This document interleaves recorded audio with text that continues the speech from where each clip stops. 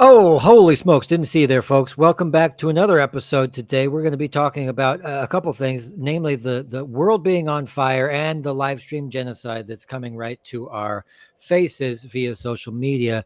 We have none other than Professor John Barry. How you doing today, John? Tranona, mate. Good afternoon. Us Gaelic, our indigenous language. We can get into decolonisation as well. But greetings here from Belfast, Belfast in Ireland. Well, Slancha, is that right? That's cheers. We only do that when we're drinking, but you're grand. You are Oh, drinking. It's Slancha. coffee, folks. By the way, coffee. Drinking coffee. A little too early. So you're a professor, green political economy, co-director of the Center for Sustainability, Equality, and Climate Action. You're in between the intersection of ecological economics, democratic renewal, and social justice. And you're focusing on how societies can transition towards a post carbon, post growth future that places human well being and planetary stability at the core. Seems pretty simple, right? Seems like something people would go out for, but we're not seeing that that's too popular of an idea. No, well, I'm a small man, but lots of big ideas. Clearly, from what you read out there of my academic interest, and on top of that, I'm a recovering politician. I used to be the leader of the Green Party here in Northern Ireland for a number of years, and I was for 7 years a local municipal councillor in my area, and I've been a long-time activist. So on top of all those academic things, I'm also engaged in real-world politics, particularly in the molehills of bourgeois power in local government. Yeah, and you do a damn good job. But yeah, and I think going into politics, it's easy to get a bad taste in your mouth, I guess. Yeah, it's not for the faint-hearted. You do need a thick skin, a good pair of shoes, and an ability to walk yourself and run sometimes from difficult situations. Particularly here in the north of Ireland, politics is pretty rough given our sectarian politics and post-conflict situation. But at the same time, it's a tremendous privilege, particularly for somebody like me who's a professor. There's a tendency in the academy, and we may get into this, Chris, later, about how we retreat back into our own minds, our books, our teaching, the citadel of the academy, the ivory tower. Whereas as a counsellor, you are engaged in your local community. I got to see things that I would have never seen either as a local citizen or certainly as a professor. Some of the things I wish I didn't see in terms of you as a local elected representative, you get to see the sometimes ugly underbelly of your community. You get to see real poverty, paramilitaries, criminals preying on people and so on, that many of us in jobs that are removed from this, we don't get to see. We read about in the newspaper, we hear it on a podcast maybe, but it is a salutary lesson that I'm so glad that I had in terms of connecting a lot of my theoretical work in politics and radical change, but seeing it on the ground. So it's something that everybody should do at some point, get involved in local politics. Roll up your sleeves rather than throw up your hands in despair, as it were. Yeah, and yeah, you're talking about also, we have Marxist colleagues and comrades who are lost in theory and Yeah. don't have any real world experience. This is what you're talking about. You're talking about people who have no idea the actual, seeing it with your own eyes, how whatever this Yeah, economic system's crippling people. absolutely. I mean, and to me, I can't understand how you could be actually a fully rounded Marxist without actually seeing the impact of capitalism on working people, talking to working class people, because I think there's been a disconnect between certainly Marxist academic work, indeed even part of the trade union movement and the labor movement from the working class. And the working class, it isn't all pretty. There's a lot of racism, homophobia, transphobia. So I'm not trying to, make it all seem sweetness and light, but you do have to understand that certainly in Ireland, no less than it we see in your own country, that a lot of working class people who are not fascistic, they not necessarily are xenophobic, but they have questions. They're angry, housing, jobs, and so on, and they are, if you like, far right curious. In that Right. the right wing is providing answers for working class. I think it's really lazy, and I've seen this here in Ireland where socialists and those on the left immediately jump and condemn working class people who are going to far right rallies. Oh, they're all fascists and Nazis. Now, I think there's probably a couple of fascists and Nazis in there, but actually, when you get to speak to these folk, they're angry, and the left comes across to them as woke, educated elitists speaking down to them. And so I do think there's been a break between either the intellectual element of Marxism, certainly the political movement, has become detached from the working class itself and seems to be just talking to itself in a kind of college student mode of organizing. Which, don't get me wrong, I teach students every day. They're lovely. They're really important. But actually, the majority in society are the people who we should be engaging with. And indeed, the last thing I'd say is that I have a rather unusual view of myself as an academic, is that I'm a public servant. I am paid from the state coffers. My job, yes, is to produce knowledge and teach in the academy and so on. But I take my role as a public servant quite expansively. So that includes going out into communities, talking, engaging with them. This is even separate to me being a politician or an activist. As an academic, that should be part of our job. We should be spreading the knowledge that we have to all the communities that we can serve, and not just the students who are paying tuition fees. Yeah, what I've seen is a climate among leftists, communists especially, intolerance 100% to the other side, and shutting out any kind of dialogue, because that symbolizes how angry you are and how, you know, that how your values are or something. But in reality, isn't this counterintuitive? It is. I mean, it's often, and there's kind of often a male element to this. I've seen it in my nearly 40 years of academic activism, that people want to be right. It's almost like an argument they want to win. Now, in the academy, yes, that's a debate we can have. You're trying to, you know, get across your argument. But in politics, you're trying to build coalitions. You're trying to win support and so on. You're not trying to beat somebody into the ground because they haven't read some obscure piece of Gramsci or Lukács or something. It's not an academic debate that you're trying to win. You're trying to convince people to say, listen, I'm a decent guy. I'm trying to help you here. Here's my analysis of capitalism. Can we work together? Okay, you're a bit climate skeptic. Let's leave that to the side. But listen, we can support renewable energy for energy security. You know, it's about finding those points of contact and opening to build coalitions, rather than going in and getting your rocks off because you've defeated somebody in an argument. Well, right. Great. What the hell is that? What's that achieved? Fuck all.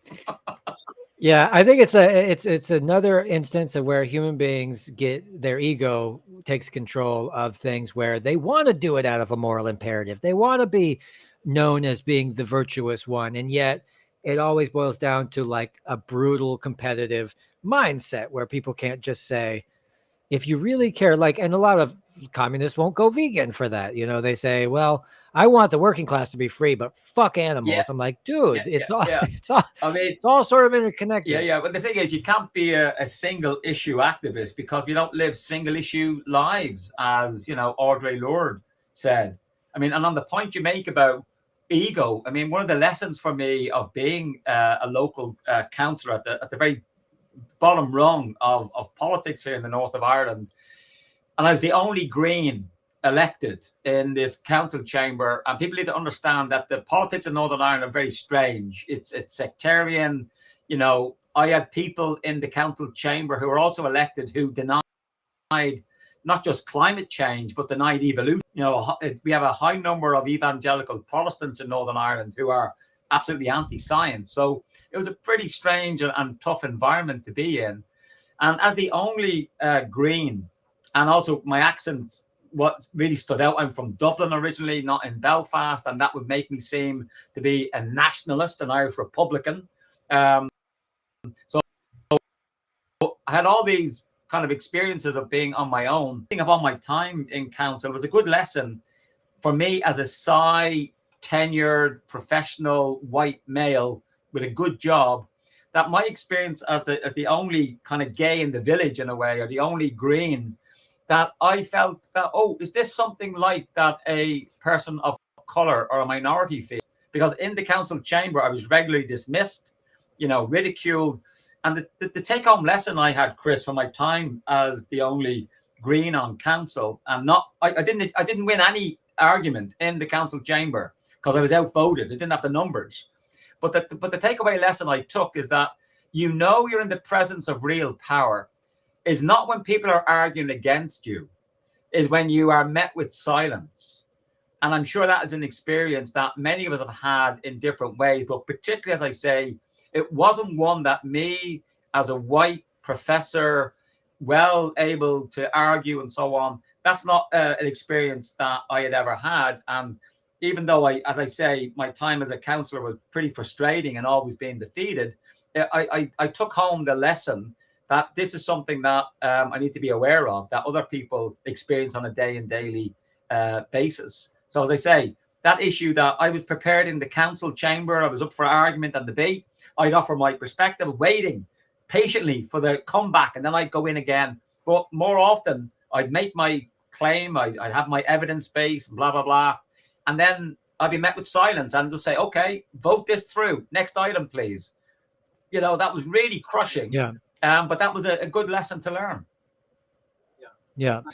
Certain narratives are just not even on the table. And I think it goes back to the people that you're saying, well, these people, are hysterical. They're angry. Well, powerless people are super angry, and the powerful don't have to engage. And so they can afford to stay silent, or the people who are backing the business class who is letting all this happen. So how much of the division do you see in the Western world right now is manufactured and kind of created in order to divide and conquer? It's clearly obvious in terms of the way in which many of the white working class in Europe now see that the threat to their livelihoods comes from folk in small boats, where the real threat arrives by private jet.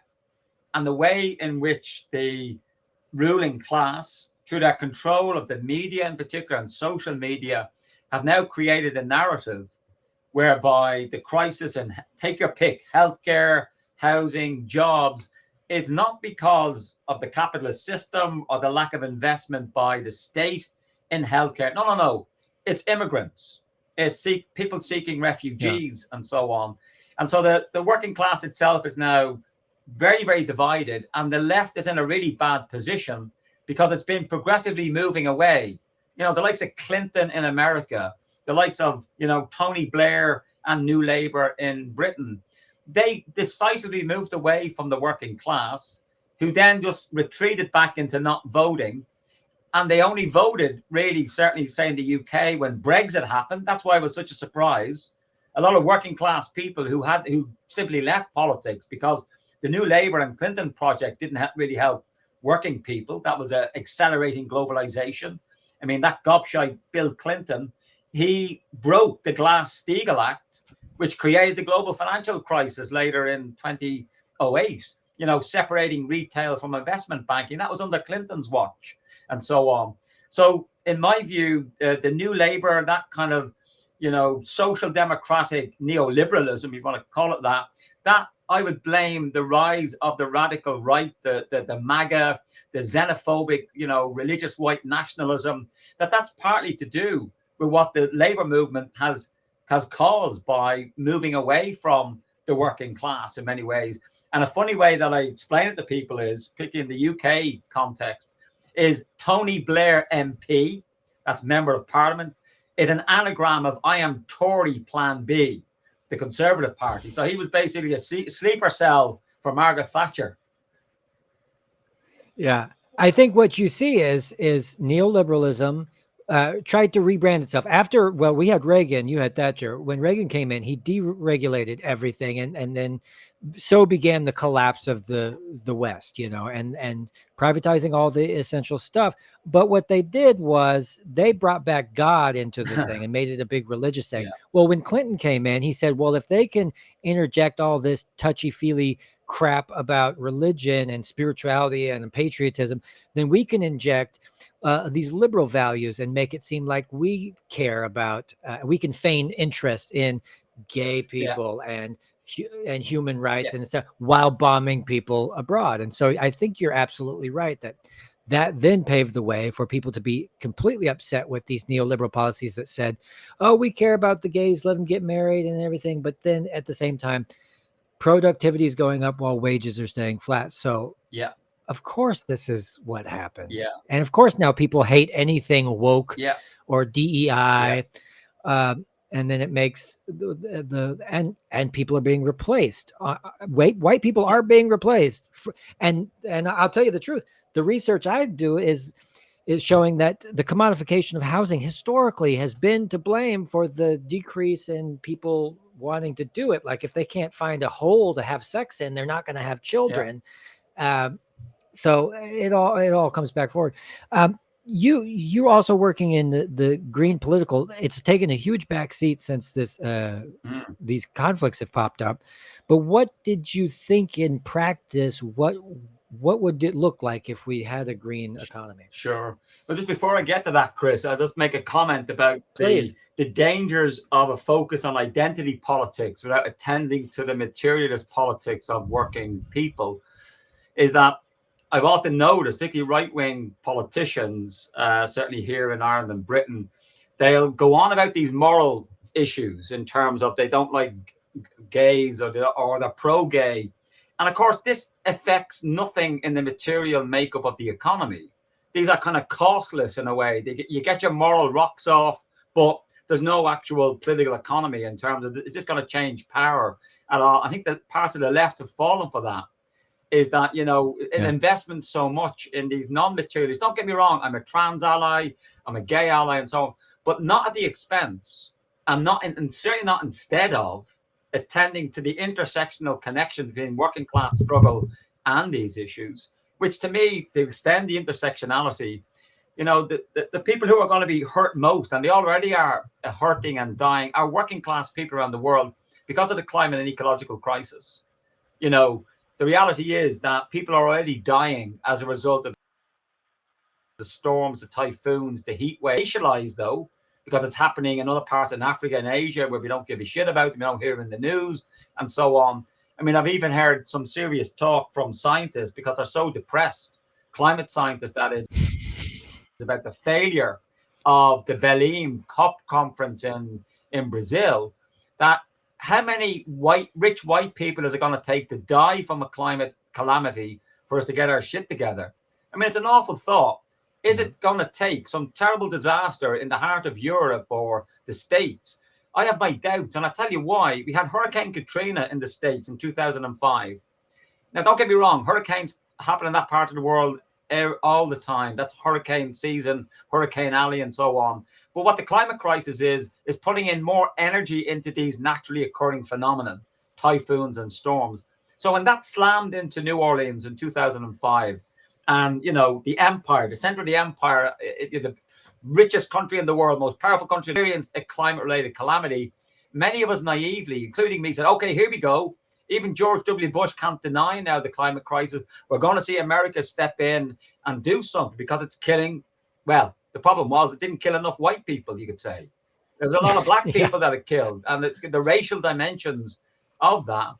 So for me, often I look at the crisis, and we have all the evidence that it is a crisis. So it's not a woke Marxist professor like me telling you. The scientists are pretty clear. That we're going in the wrong direction.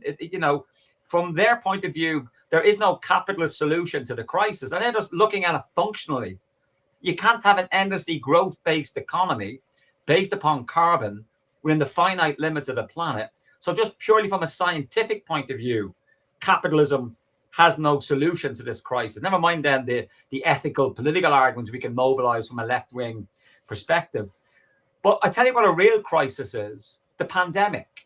When there was lots of white European and Americans dying, whoa, then you've seen some action. The state moving in, furloughing workers, paying people to stay at home, washing our hands.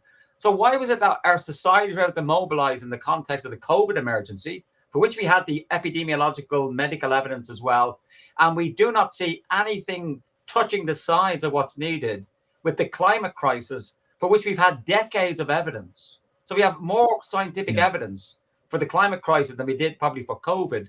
But I often think, Chris, that we could be the first species to accurately document our own demise. That it's not for the want of reports. It's raining reports. What's missing is action. Yeah, and I guess that's where I'm at is trying to understand. Look, we've only been sophisticated, highbrow society for what, a few 100 years, and really that hasn't been that great. That has been predicated on enslaving the global South. Are humans even capable? Are we capable still, or is it just a failed experiment that we're just going to run out the clock on? No, well, I hope not, because I'm always hopeful. I'm not in a happy clappy sense. Hope is always about agency, about the possibility that things can be better. If I reflect upon my own activism, and this may resonate with you or others of your listeners, I'm 60 years of age, and ever since I was of thinking age, I've always been an activist, always pissed off. Why is it my class has to fight for everything, get the crumbs from the table? Yeah. Particularly when I went to university and saw all these middle-class kids who had cars and foreign holidays, and completely alien to my perspective. So for me, going to university was a really class conscious awakening moment for me. But the issue is then, how do we move to be hopeful? And when I was younger, I was a red hot communist, and I was impatient. And it's almost like that. You have this analogy of the sprint. You want things to happen really quickly now. And that impatience of the radical, and elements of me even now still have that. But as I got older and things weren't moving, I said, well, maybe it's a marathon. It's the loneliness, a long distance runner, or maybe with others. Actually, I think neither of those analogies are correct in terms of my own experience as an activist in this area. I think actually it's a relay race. It's about doing what you can and passing on to the next generation. But it does mean, and I've certainly reconciled myself to this, that I'm invested in a politics that I may never live to see the outcome of. Right. And I think that's something that we as activists need to and see how does that sit with us? Because I think I've seen so many, maybe you, Chris, as well. I've seen so many activists, really good activists, get burnt out because things didn't happen quickly enough, and that's it. That's it. I'm gone. It is about the importance of self-care. For this is a long struggle, and this is what I think Marx means by, I think it's in Capital, called the old mole of history, where things pop up.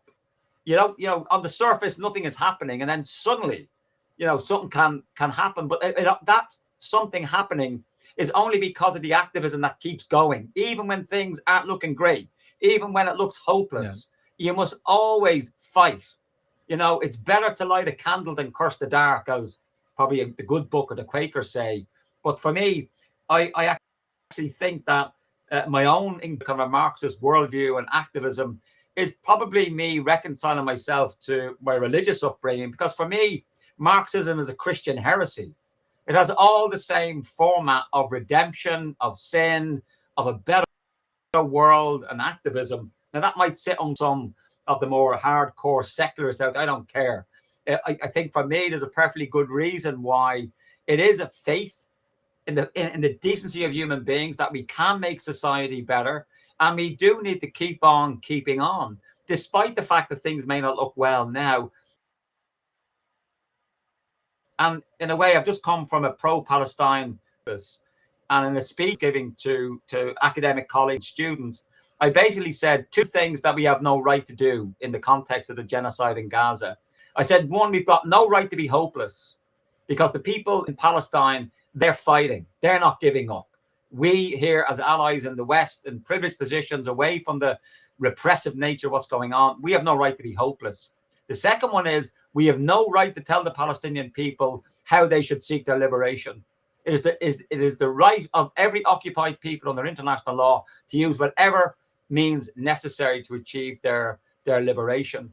And so for me, that's just an example from today, a few hours ago, of that hope, that sense of just keeping on.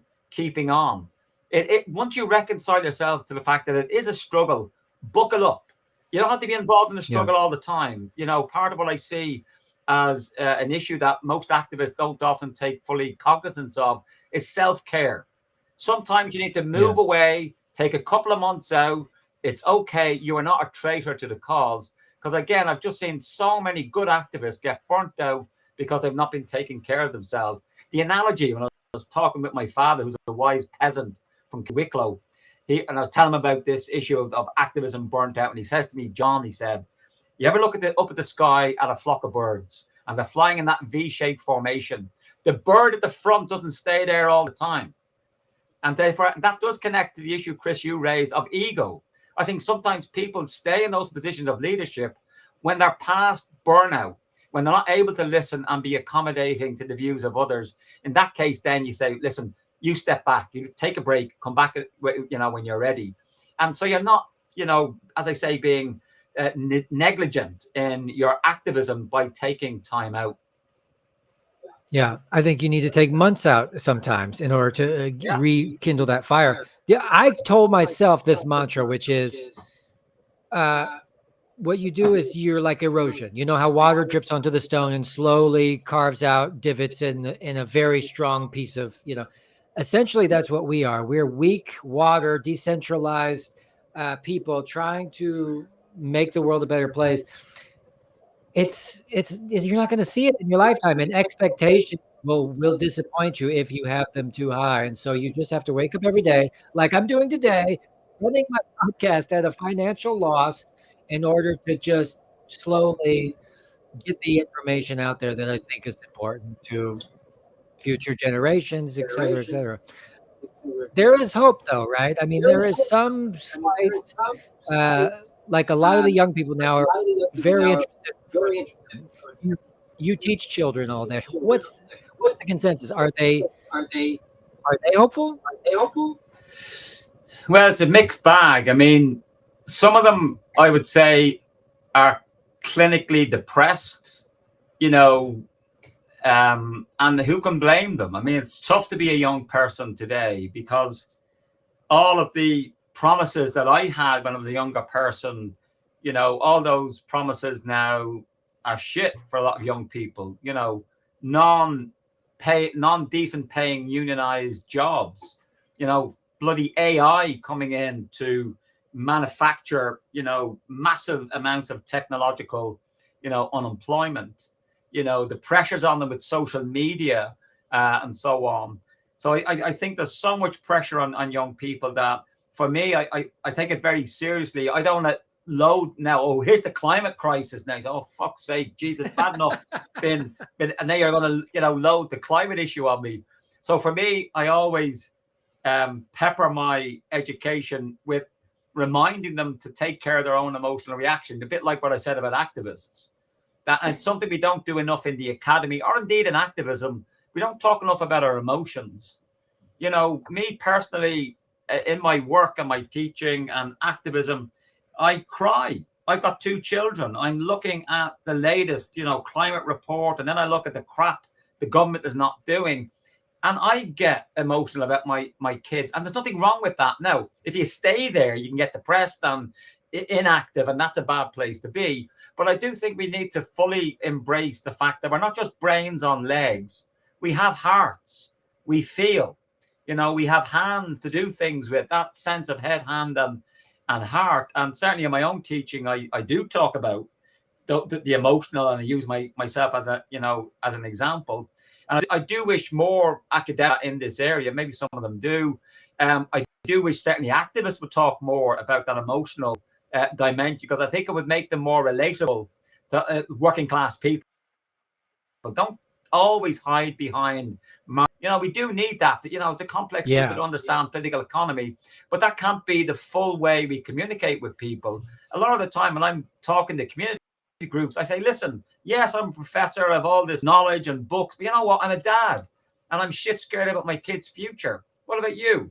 And so you open up a conversation then on the basis not of your academic knowledge or your Marxist, pedagogy and so on. Just the fact you're a parent with another parent, and you're both concerned about your kid's future, and you can build up a connection there with them. So for me, all of this is around how do we connect with those that can make a difference? Because the final point I'd make is that certainly I think the green movement, the climate movement, and indeed academics like me involved in that, we are the fire alarm. We're not the fire brigade. We're saying shit is happening. The earth's on fire. We have a planet on fire. Here's the fire alarm. The fire brigade, the working class. It's only the working class that can deal with the crisis that we have. And I think too often the climate movement often sees itself as both the fire alarm and the fire brigade. You know, and not making connections with the importance of developing a working class climate politics, which is absolutely central for human survival and thriving in the coming decades ahead. You're actually giving them also at these universities the instruction manual how to be the fire brigade is also there. Yeah, and that's the importance of action and agency. Yeah. I grew up in a very poor, one of the poorest tax brackets of the in the United States. I'm angry by nature. I don't get happy very often. I think happiness for me is a foregone conclusion. You seem like you're like-minded. Does anger suit you in staying motivated, and do you think that a lot of people aren't angry enough, or they haven't been traumatized enough? Well, now you've kind of hit the nail on the head there, Chris. I mean, there's a kind of a dominant liberal common sense, even in certain activist circles, about a certain polite way of talking. You know, you've noticed, you know, I use bad language quite a bit, not to be a woke down with the kids professor, but that's an authentic language of the working class. That's how we speak. Absolutely. We have a rough and tumble way of engaging with each other, and we have every right to be fucking angry. I mean, I often think I am now Jennifer Lawrence in the film Don't Look Up. If you've seen that movie, there's a scene in it where she discovered the comet, which is, of course, the analogy of the climate crisis. And she says, of course, we should be angry. We're going to fucking die. You know, and what's wrong with that anger? Because I'm a child of the punk era. And punk was wonderful as an anti-capitalist, anti-consumer, you know, youth rebellion. And I always remember one of the phrases from the punk movement: anger is an energy. And I think there's too much of a politeness. And don't get me wrong, I'm not saying anger is the only motivation, but we have to start, because anger to me is like a more authentic way of talking about injustice. I mean, if I was to go into my local pub and start talking about injustice and structural oppression, yeah, fuck off. What are you talking about? If I talk about anger, are you angry at the fact that the streetlights don't work here, that our kids don't feel safe because we've declined the funding for police? Anger, in a way, is a way into discussing issues which then can talk about injustice, maybe even start talking about, maybe not capitalism, but do you ever wondered why there's always money for war and not for our health service? You know, it's a language issue often I found that can open up those conversations, because people are not stupid. Working class people have had to duck and dive and survive for a long time. They ain't stupid. Like our peasant forefathers and mothers, they were smart people. Just because you haven't got to university or know the lingo doesn't mean to say you're stupid.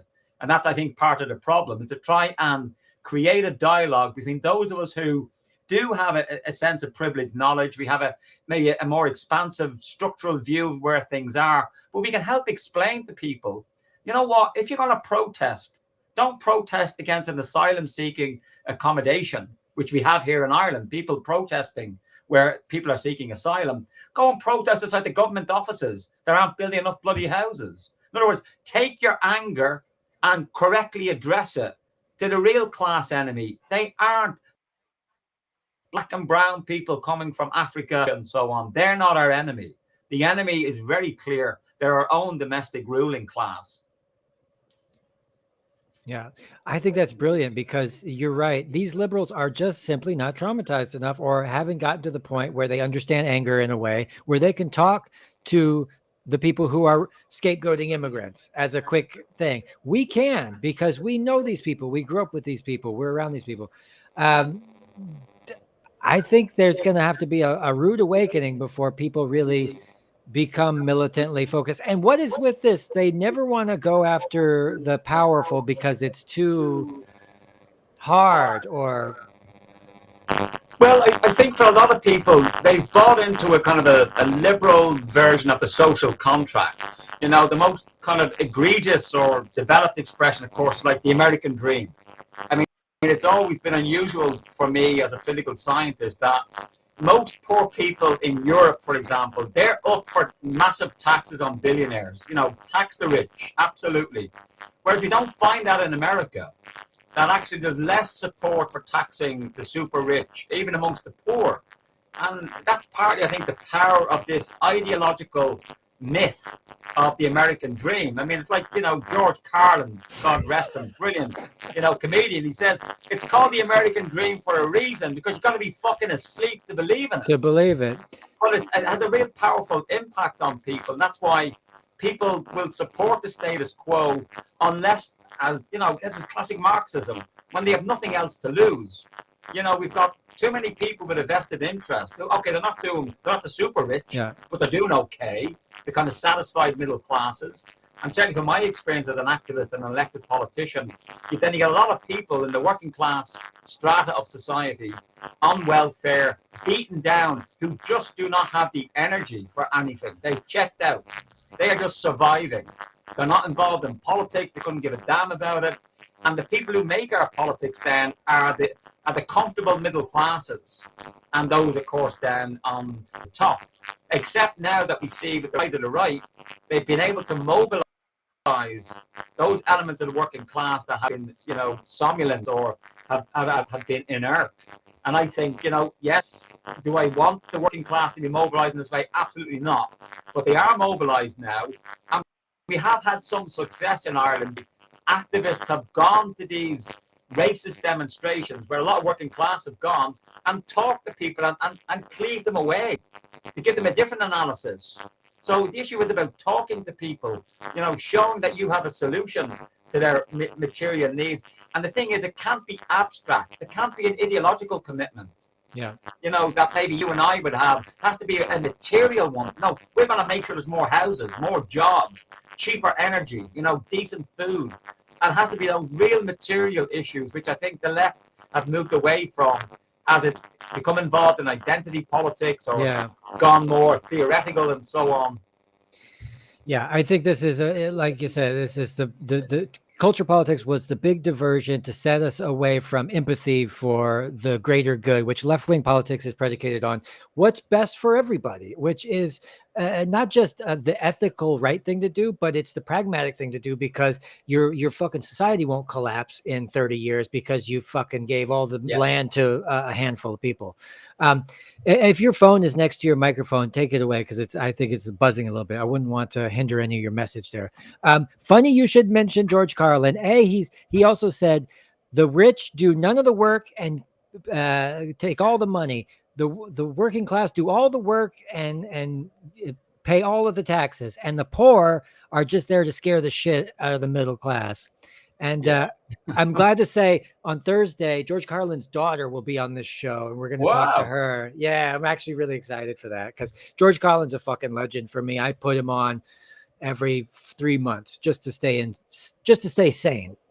Yeah. Well, for me, as well as listening to George Carlin and lots of Malcolm X, I have to say is my go-to. I do check in regularly with Fox News. And the reason is, if I'm not apoplectic and so fucking angry, I know I'm brain dead. And I think we on the left need to go and see what the enemy is doing and learn from them, to be honest with you.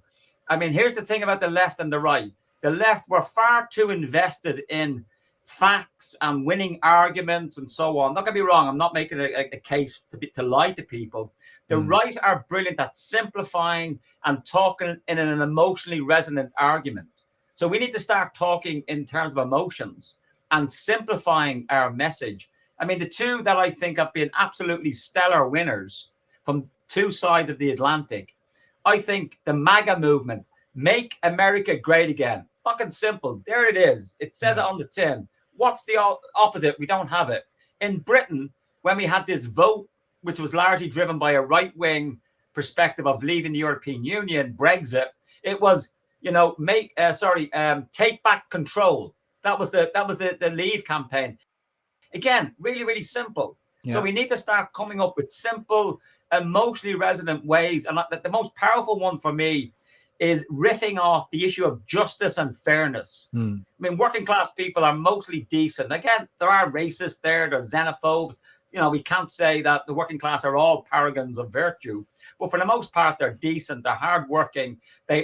Fairness is an important issue. Transparency. So it's about how do we mobilize people around a discourse of transparency and fairness. And therefore, I think language really matters. Yeah. To speak in a language that people understand, or to learn from the fact that we've had two, at least, left-wing successes. Mamdani, in the way, in New York, don't get me wrong, am I hoping that he's going to change? He's a slightly left Democrat. Well, better him than the other fella. The way I viewed his getting tuberculosis than cancer, it's the least worst option. I'm just being really clear.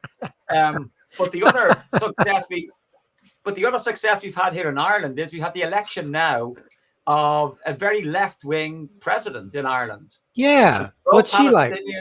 And so on. So these are signs of hope that we can see, even in electoral politics, where people, if they mobilize together, can make a difference. But neither the election of Catherine Connolly here in Ireland as a left-wing president, Mamdani as a New York mayor, these electoral politics can beguile us.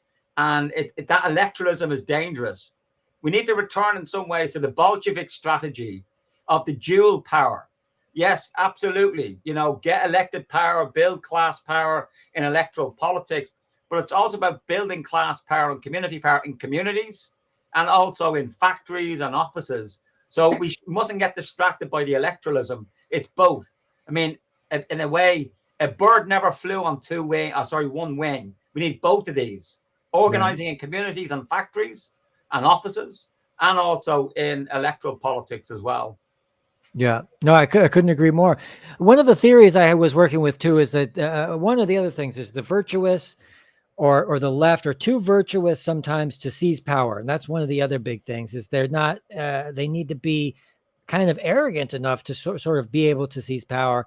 And the other one is like their inability to be cohesive and to be forgiving, like you say, and bridge the gap and lend an olive branch of peace to the people that you find their opinions so horrible. It's like, oh, well, he's a fascist and we don't talk to him and we're enemies. And I don't think that that's the way forward. No, I mean, it's almost like taking and why social media is so bad for political discourse.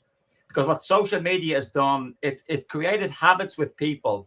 Oh, I don't like that person's views. I'm going to defriend them. So you don't hear from them. So all you get in the social media space is echo chambers. Just people of the same view talking to each other. And what's happening is people are now taking that out into the real world. Oh, you're a fascist, I'm nothing to talk to you with. I mean, to me, to get to the point that you're making about that kind of virtuous and the, I don't know, not having the cojones and that we're going to take power here, even though we don't know, we haven't got it all worked out. We're just going to do it because we think it's the right thing to do. The time is right. We need to be, in a way, to use an analogy from Lord of the Rings. I bet you weren't expecting this to come up in our conversation. we need to be more like the orcs than the elves. Orcs get shit done. And I think, orcs represented that in that movie. Well, there's racialized elements to it, but they represent the working class who are being badly led, in my view. But we need to be, because they may not be elegant, they may not be articulate and beautiful like the elves. The elves are like the liberal lefties who have we can't make a decision until everybody's agreed to it, or we have the correct analysis and it has to agree. Fuck that. Jeez, we'd be around the houses with that. We need just to go and get shit done, which is why, in my experience, we need more Irish mammies. The Irish mother is a force of nature. They don't put up with any of this theoretical nonsense. They just say, there's a problem here. We're just going to get it fucking done. And the reason why I say that, Chris, my whole politics comes from the origins of it. It was a signal event in my childhood where I grew up in a working class housing estate in Dublin. If anyone's ever seen the film The Commitments, that's where I'm from, the kind of great proletarian reservations on the, basically it wasn't very poor housing, very little infrastructure, and we had no traffic lights on busy roads. And unfortunately, a child was killed on a road. And the community asked the local council, please put up a traffic light. And they didn't do anything. So the mother said, fuck this. So my mother and all the other women in the community, they just sat down on the road for like a whole day, blocked the traffic, got the media in. And they weren't articulate. A lot of them had never done anything like this before, but they just knew this is the right thing to do. You know what? They got the traffic light built. And for me, that was the lesson. You get stuff done by being disruptive and you take power, Chris. Power is not given. And people need to remember that polite women didn't get the vote. Can anybody name any progressive movement in history? Decolonization, countries achieving independence, the unfinished, gender equality or racial equality. These all required struggle, and they disruptive struggle up to and including violence, I have to say. And that's something that the liberal perspective won't even countenance. As I mentioned earlier, the Palestinian people have every right to use violence to throw off an illegal oppressor. We in the working class movement have to say, at what point do we start engaging in violence against property, attacking private property? I'm not, again, advocating this because my argument against violence is not principled on some philosophical ground. It's a strategic tool that we can use. My argument against using violence is simply this. It's working class people that will be hurt. That's it. They're the issues that we should consider, not somehow a performative virtue signaling, we're never going to use violence and so on. Because for every Martin Luther King, there was a Black Panther Party. There was a Malcolm X. And why is it that in the kind of folk memory of our movements, it's always the non-violent ones that we tend to remember? And certainly coming from Ireland, where we know very well the power of the strategic use of violence. Again, it's not pretty. I'm not advocating it as a principle, but like Nelson Mandela, I always remember him when he went to Gaza.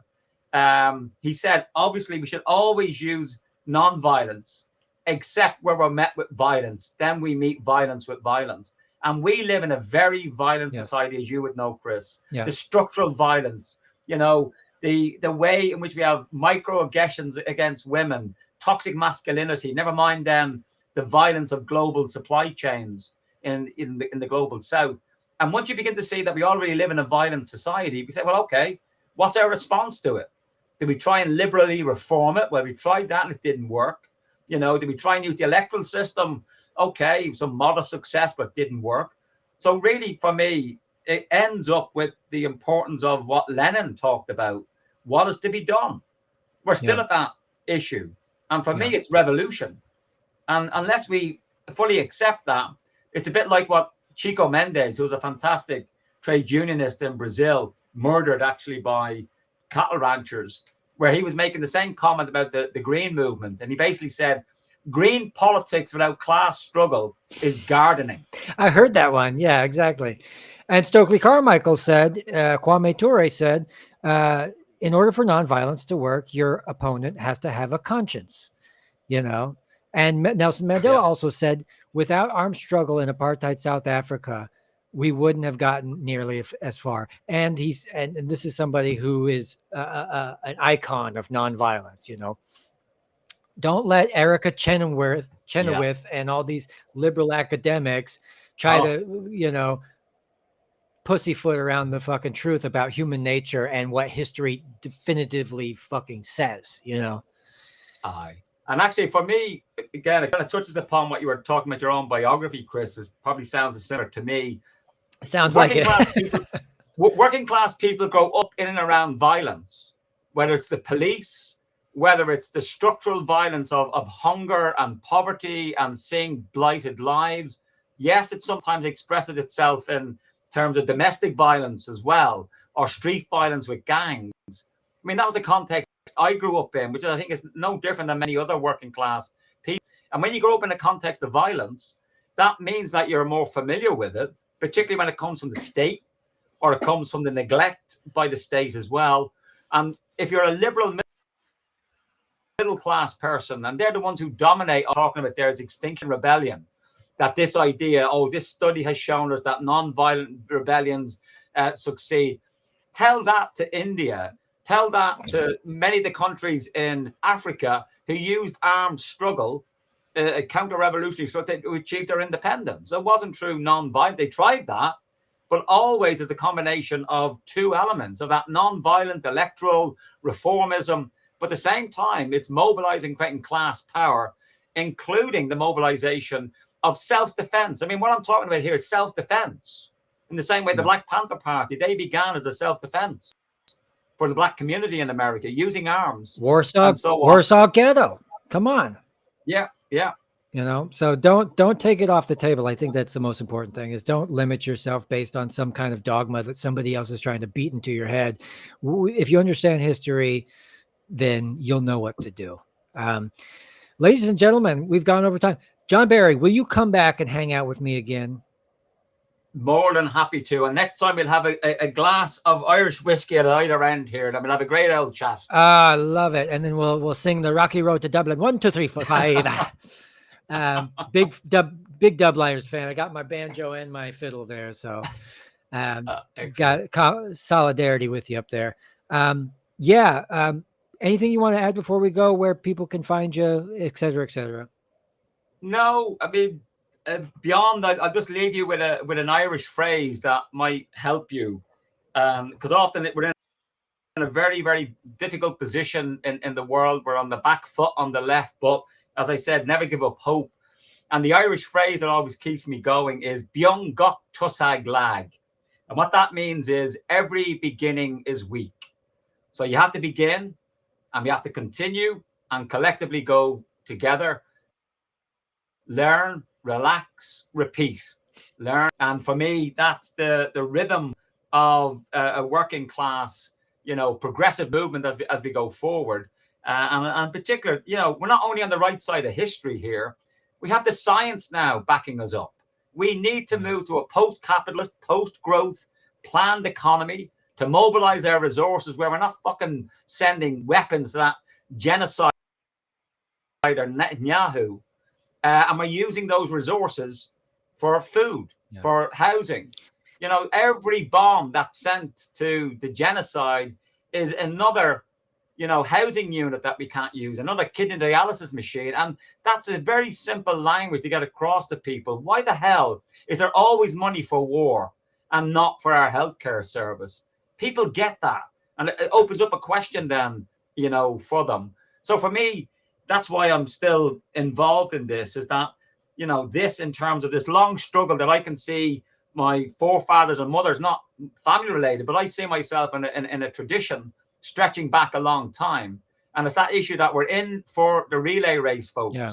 This is about buckling up, getting ready for the struggle, taking care of each other, and reminding ourselves, even if the outcome is not one we see, the struggle itself is beneficial. There's so many benefits from just coming together. Even if you don't win your particular struggle at the time, you're building up for the next one. It's like a muscle. The more we develop it, the stronger we get. A relay race indeed. And if we just didn't have the conceit to constantly badmouth China on top of it, when they're making an honest attempt at doing what's good for the greater good, what they're accomplishing is amazing. And they're really, the West is trying to hide that as much as they possibly can from us right now. It's like, this is China's century, folks, in my view. Maybe that's what we come on again, Chris, and we can talk more about that, because like you, I'm inordinately skeptical, to say the least, of this kind of anti-Chinese, anti-Russian perspective as well. And again, it's not about legitimizing or greenwashing or whitewashing either of those regimes.